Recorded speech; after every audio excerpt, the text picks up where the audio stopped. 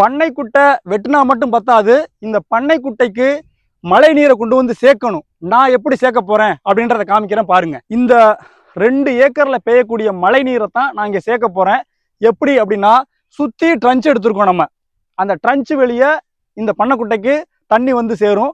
என்னோட மொத்த நிலப்பரப்புல பெய்கிற ஒரு மழை துளி கூட இனிமே என்னுடைய பயன்பாட்டிற்கு வரும். வாங்க பாத்தீங்கன்னா, என்னோட இடத்த சுத்தி ட்ரன்ச் எடுத்திருக்கேன். மழை நீர் ஃபுல்லா அங்க போயிடும். பாத்தீங்களா, இங்க இருந்து ஆரம்பிச்சுபடியே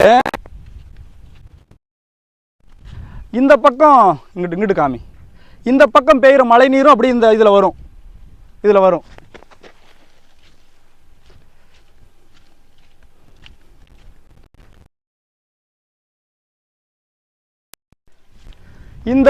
இந்த ட்ரைலாண்ட் மெத்தட்ல இது வெளியே போகும்.